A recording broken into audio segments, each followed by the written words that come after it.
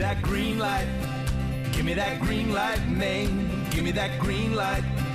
Give me that green light, Maine. Give me that green light. Give me that green light, Maine. Give me that green light. Give me that green light, Maine. Tonight's Greenlight Maine is sponsored by the Maine Office of Tourism. Welcome to Maine, your year-round destination. Welcome to Greenlight Maine. We are growing Maine one dream at a time.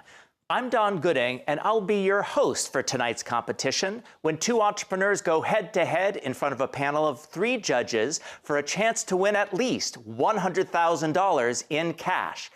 I hope you will join our celebration of the talent, grit, and creativity of Maine's most promising entrepreneurs. You can learn more at greenlightmaine.com and share your thoughts in our online communities on Facebook, Instagram, and Twitter.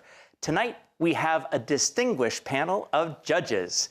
On the far end, we have a returning judge. Susan Dench is president of Success & Company. Great to have you back, Susan. I'm thrilled to be back. Thank you for having me, Don. And in the middle, another returning judge. Sandra Roosh is on the board of trustees of the Center for Maine Contemporary Art. Great to have you, Sandra. Thank you. Delighted to be back. And then as part of our partnership with the Maine Department of Economic and Community Development, we have Carol Ann Willett, who is director of the Maine Office of Tourism, which is part of DECD. So thanks for being here. Thank you so much. This is exciting. It is exciting, and we are ready for our first pitch of the night. With us, we have David Grant of TruckTask. Take it away, David. Ladies, thank you for your attention. This display is the full-size model I presented to my mechanical engineers for their approval for crash and stress analysis. This unit mounts on the frame of the truck just like the push plates on your snowplow. That's where it changes. This model, instead of being stationary, TruckTask allows the operator to move the snowplow back and forth, giving him reach control from inside the cab of the truck. After we did that, we realized that TruckTask would also support a forklift. After we did that, we said, okay, we can put a bucket loader on it. And then we realized there really wasn't any limit to what this thing could handle and control on the front of a truck. So then we turned around and we put the same unit on the back of a truck. That quickly evolved into a extended movable bumper capable of lifting 2,000 pounds from the ground to the bed of the truck or picking the back of the truck up off the ground. The trailer hitch was in the way, so we removed that and installed 2 square receiver hitches in the rear bumper and 3 round receivers. That made it so TruckTask could handle and control any existing farm 3-point hitch machinery. Then we said, okay, so this thing can now handle trailers, it can tow cars, it can tow pretty much anything that you can attach to a pickup truck. TruckTask can be controlled from inside the cab or from the rear of the truck. And what it does is it makes your truck the primary mover and then gives you hydraulic power at your fingertips. It is a huge boom to the country and to people that are working. My manufacturer in Brewer, Maine can produce up to 100 units a day. That's 500 units a week. That basically boils down to 500 full-time jobs in the manufacturing and installation of the unit. This will also create jobs manufacturing the implements that go on TruckTask. That's another 500 jobs. When we start shipping these to other countries and other states, those people that install these in those states will come here to be trained. That's even more jobs. So TruckTask is the Swiss Army knife of machinery. It's not just the jobs that it creates. It's the farmer, the contractor, the soldier that will be more productive and safer if he has TruckTask on his machinery. That's such a great story. I know you've got lots more to say, but we're going to turn it over to questions. Okay. Yeah, and you're right. I mean, you just talked about the soldiers and everything, because that was the one thing going through my mind also was the military applications and the sports applications and so on. So what other markets do you see beyond going with the farm implements and so on? The recreation industry. Right now, large campers have a car they tow behind it, you cannot back that up. With TruckTask, it'll be an automatic that the car behind will follow when the trail camper's going backwards. Boats, this thing will pick up boats. Four-wheelers, this thing will parallel park. It just, every time we think of something, something else comes up. Swiss Army knife. Yeah. Sandra, over to you. I just want to know, what's the safety issues around this? The safety issue is, right now, there's men like me that have hurt their back, lifting stuff, putting stuff on vehicles, shoveling dirt. You don't have to do that anymore. TruckTask will do it for you. When you look at my video, it just does it. So it's additive to safety. Interesting. Carol Ann. Yeah, just curious as to installation, the types of vehicles that are appropriate, half-ton, three-quarter-ton, or what have you see from a truck standpoint? Very good question. This unit was specifically designed for a three-quarter-ton truck. We can put it on a half-ton truck, but we would probably reduce the hydraulic pressure so they would only pick up maybe 1,000, 1,500 pounds. And then we're actually working on a 3 or a 5-ton version to go on even bigger trucks. It seems to me like this is more than just a product. It's almost like it's a new industry. Yes, it's a new industry. Let's build it in Maine. That's very exciting. Any more questions in terms of the business or maybe pricing? How much would this cost somebody? We're looking at $11,000 installed front and rear. That comes with a forklift. It comes with a lift in the back, and we will give you a kit to modify your existing snowplow so you can use it on this. Amazing. Well, we're just about out of time for questions, but I'm sure we may have to do some in the break. So we will be back after a short break for a discussion with tonight's entrepreneur resource. That would be Carol Ann from the Maine Office of Tourism here on Greenlight Maine.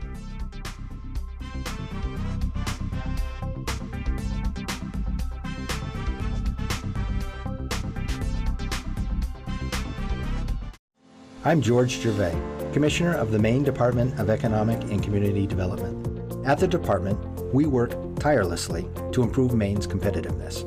If your business needs help navigating through red tape and regulations, or is looking to invest or expand, our team of governor's account executives is a great resource. Government can't create jobs. It's our goal to become your partner, making Maine a better place to visit, study, and invest.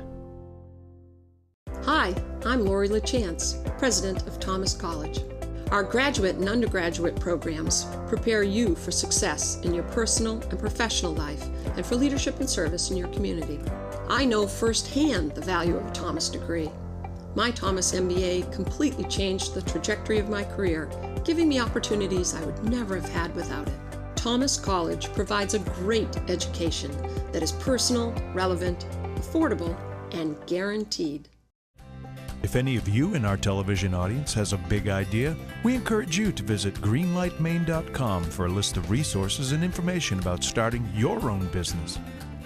Welcome back to Greenlight Maine for a discussion with tonight's entrepreneur resource. We have with us Carol Ann Willett, who is Director of the Maine Office of Tourism. Thanks for being here, Carol Ann. Well, thanks for inviting me. This is a great opportunity. Now, we all know that Maine has tourism as a really important industry, so I'd love you to share the kind of things that your office actually does. Sure. Well, by statute, the Office of Tourism's job is to promote and expand the tourism and film industries in Maine. So straightforward, simple. Yeah. We do have a mission statement to make Maine the premier four-season destination in New England. Ah, okay. So everything we do revolves around that. We develop a 5-year strategic plan, and that helps guide all that we're doing, and that's done in conjunction with the industry. But basically, we run an integrated marketing program. And it's research-based, so we do a lot of research and finding out who our best targets are and where they live. And then we do everything from paid advertising to content development. We've got the website, visitmaine.com. We supplement that a lot with PR and social, so public relations, media relations, social media, So Wow. there's the full mix That's of a anything lot. you think of from a media perspective. Interesting. So you're basically trying to do both market research and then promotion for a lot of the businesses here. Can you maybe talk a little bit more about the kinds of things you do, maybe a little bit more directly for businesses, both large and the kind of small businesses that we might have here on Greenlight Maine? Absolutely. We've got a couple of resources. So visit Maine.com. We offer complimentary listings for businesses involved in the tourism industry or even anyone that would be of interest to visitors that are coming to Maine. Through our PR program, we've got a PR Partners program, which is a way for businesses to engage and host media, work with us on getting the word out. We do travel shows around the country and overseas, which is another way for businesses to engage. So that's awesome. Yeah. So I think the audience will be interested to see how the office is portraying Maine to potential visitors. So we're going to go to one of the many 30-second spots that you show around the U.S. and the world to get people here to Maine.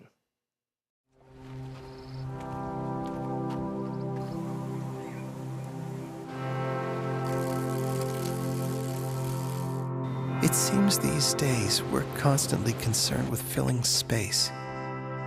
This, however, is a reminder that in some places, it's the space that fills you. Discovering your Maine thing begins here. Visit Maine.com. Well, that's interesting to see how Maine is portrayed. Now, tourism is a huge industry here. You want to talk a little bit about the impact of the industry on the Maine economy? Yeah, great numbers in 2015. So we were about $8 billion overall economic impact. $8 billion. $8 Wow, billion. that's a big industry. That's a big industry. Just over $5 billion in direct sales. So that's great. Supporting just close to 99,000 jobs, direct and indirect. 99,000 jobs. That's got to be a big sector of the economy. It here. is. And last year, approximately 35 million visitors. So 35 million? Yeah. Oh, I thought the number was more like 6 or 7. Wow. No, So it's big. That's a very large number. Yep. So does that seem to be growing over time? It has. We've seen progressive growth all the way through. We were about 3% last year and continue 2016's looking to be on track, if not ahead. Interesting. Well, great to hear the impact here. We'll be back after a short break for pitch number 2 here on Greenlight Maine. Furniture for Greenlight Maine is provided by Thomas Mosher Furniture, handmade American furniture since 1972. One bank in New England, a Maine bank, was recognized for putting their customers first. One bank was recognized by J.D. Power for highest customer satisfaction with retail banking in the New England region. That bank is Bangor Savings Bank. We're honored. This award means a lot to us because you mean a lot to us. Bangor Savings Bank. You matter more. As a leader in Maine and New England in providing integrated accounting, consulting, and tax services to clients large and small, the team at MacPage has proven to provide innovative solutions to help us better meet our clients' needs. We enjoy the people we serve and care about the work we do. The success of our business is based upon our ability to develop quality relationships, one client at a time. MacPage. Accessible, approachable, accountable. Greenlight Maine would like to thank Maine Startup and Create Week, a conference worth skipping work for. And we're back at Greenlight Maine. It's a good time to get hashtag Greenlight Maine ready because we're ready with our second pitch of the evening. With us tonight is Mike and Jared from Sidewalk Buttler. Take it away. Thank you. Hi, my name is Mike and this is Jared, and we're here from Urban Care, and we brought our product called the Sidewalk Buttler. Sidewalk Buttler is an outdoor recycling device, a smart device that has picked up in excess of 400,000 cigarette butts in Portland alone last year.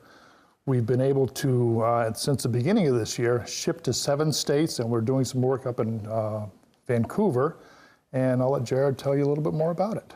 Yeah, so when Mike and I first started this, teamed up on this, what we both shared was a common interest in collecting data that's very valuable to urban planners and basically allows them to do their jobs better.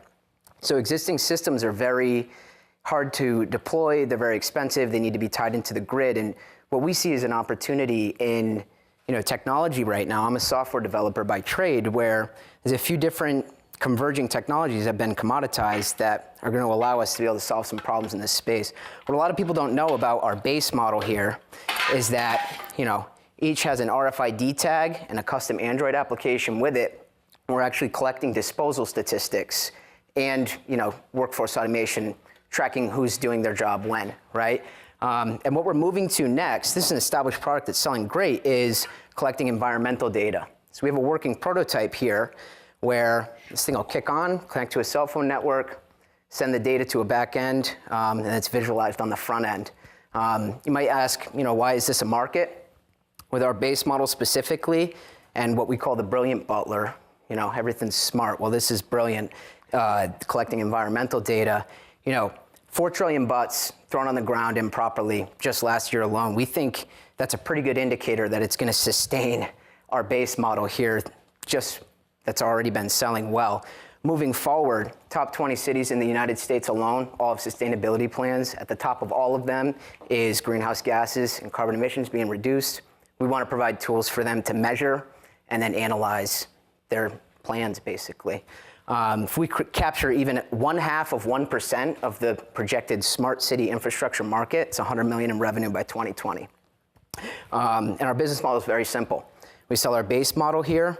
It has, $99, no other brains in it besides the RFID, 80% profit margin, very generous, obviously.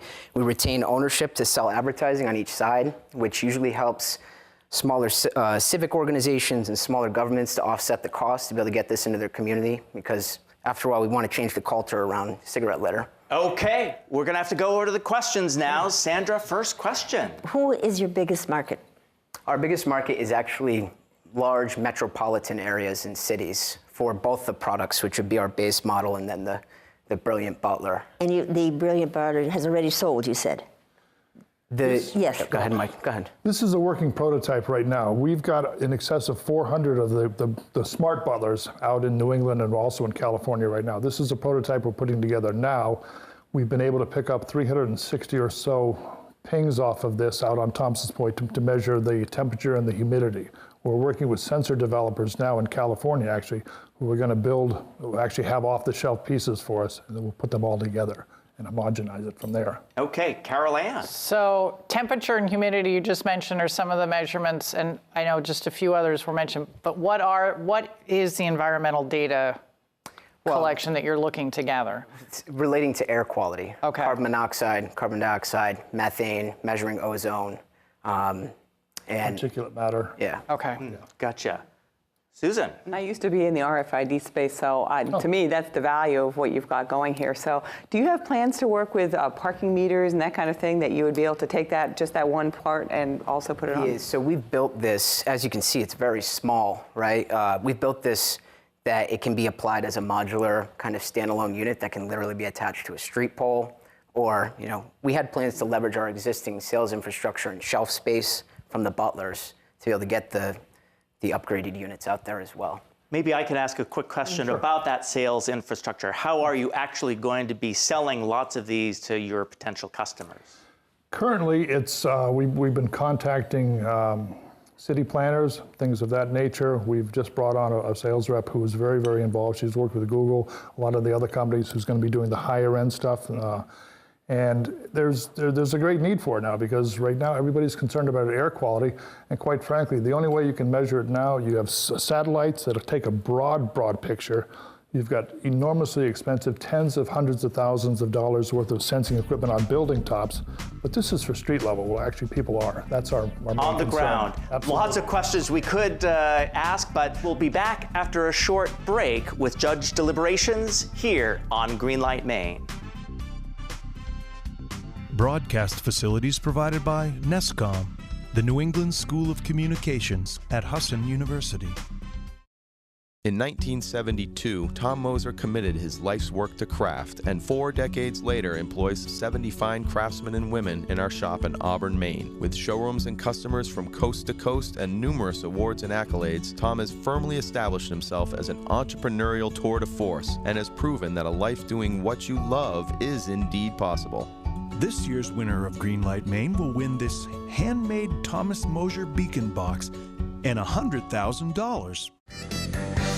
The Amazing Music of Mainers is a 2-CD set of 26 songs by many of Maine's most famous recording artists. I'm just a dime star hero, falling in a tide. This 2-CD set is available at all Bull Moose and Maine credit unions. I will take from the reach all that she has to give. And online at mainvillepublishing.com. You can help out if you want to. Inch by inch. Please visit greenlightmaine.com to follow the progress of your favorite entrepreneurs and find information and resources about becoming an entrepreneur yourself. We're back at Greenlight Maine. It's time for judge deliberations, and we'd like to hear your thoughts about these two very interesting companies on Facebook, Instagram, and Twitter. So, Susan, I'm going to start with you. Some of your thoughts about both the strengths and weaknesses of these two very interesting companies. Well, they were, and I think one of the things that I love most about this competition is that you see how people had a problem and they came up with a really innovative solution for those problems. The creativity just blows me away. But I think really with TruckTask, what I love about them was not just the innovative nature of his product, but also the breadth of product extensions that can come off that. And how that can really scale up. And it's really a platform for, yes, very big, yeah? Huge. And so I love that about the company. With the other one, the Buttler, what I thought was great was the fact that they're quite right. Everybody's now looking for data points, and they've got a very, very innovative way of collecting data points. And it's not just to their Buttler, but it can also go on these, parking meters and garbage cans and so on and so forth. So I think they've got a very valuable asset in the RFID sensor. Very interesting. Sandra, some of your thoughts. Thank you. For TruckTask, what I was really impressed with, besides all the mechanical things that, that are enormously successful and original, I like the idea of the employment, how many people it's going to employ. Yes. I think that's a major, major benefit and very impressive. Yeah, and he was very focused on that. Focused on that. Yeah. Excuse me. And with the Buttler, since my husband is a smoker, I'm so delighted that you're going to have a place for him to put things. And so I'm going to get one for home. Home use, interesting. So at least the neighborhood. Okay? Yeah, I like that. You know, it's kind of a new potential marketplace for them. And also, I think the combination, I would never have thought of putting those two things together, collecting data and getting rid of something that we don't want to hang around. I thought that was innovative and important and useful. Both of them, very functional, useful things we need. Carol Ann. Well, I think for TruckTask, certainly the applicable target market. So it can be residential, it can be commercial use. So it's broad-based as far as how the marketing can go and who's able to use the product and where it makes sense. So that helps, I think, certainly from the marketability of it overall. For the Buttler, I think fascinating with the focus so much continuing to increase on sustainability and clean air and what's happening around the landscape, that is an opportunity for cities, particularly the municipalities, to look at data that might influence decisions down the road on whether it's public transport or infrastructure improvements or whatever that might be.